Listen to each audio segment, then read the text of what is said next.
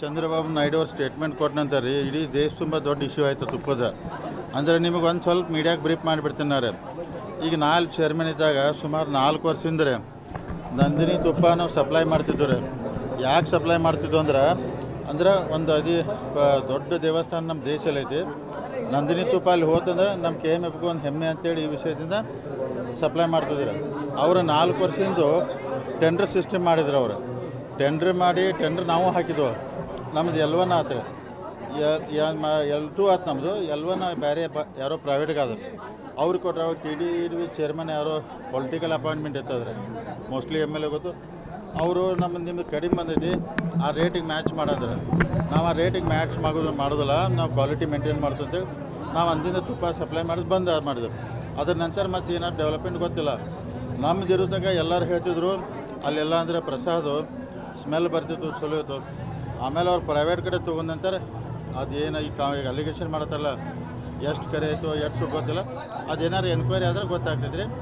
ಈಗಂದ್ರೆ ಈಗ ಅವ್ರು ಅಲಿಗೇಷನ್ ಮಾಡಿದ ಚಂದ್ರಬಾಬು ನಾಯ್ಡುಗೂ ಒಂದು ನಮ್ಮ KMFಗೆ ಲಾಭ ಆಗಿದ್ದಾರೆ. ಇಡೀ ನಂದಿನಿ ತುಪ್ಪದ ಡಿಮಾಂಡ್ ಕರ್ನಾಟಕ ತುಂಬ, ಇಡೀ ದೇಶ ತುಂಬ ನಡೆದೈತಿ.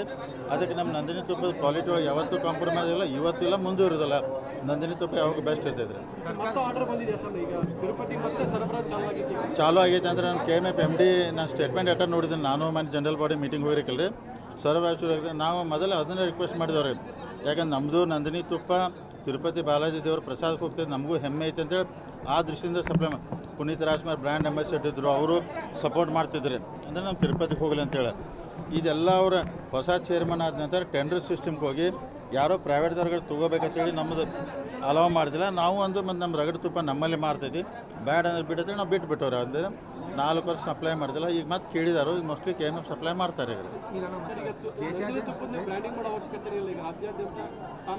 ಅದಕ್ಕೆ ಚಂದ್ರಬಾಬು ನಾಯ್ಡು ಅವ್ರಿಗೆ ಧನ್ಯವಾದ ಹೇಳ್ತೀವಿ. ನಮ್ಮದು ಫುಲ್ ನಂದಿನಿದು ಇನ್ನೂ ಎಲ್ಲ ಕಡೆ ಇನ್ನೂ ಜಾಸ್ತಿ ಪ್ರಚಾರ ಆಯ್ತು, ಪಬ್ಲಿಸಿಟಿ ಸಿಗ್ತೀರಿ, ಅದಕ್ಕೆ ಚಲೋ ಆಗಿದೆ.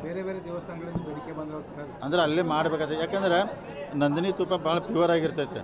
ಅಂದ್ರೆ ನಮ್ಮ ರೈತರು ಹಾಲು ಕೊಡೋದು ಚಲೋ ಕೊಟ್ಟಿರ್ತಾರೋ, ಕ್ವಾಲಿಟಿ ಒಳಗೆ ಒಟ್ಟು ಕಾಂಪ್ರಮೈಸ್ ಆಗೋದಿಲ್ಲ.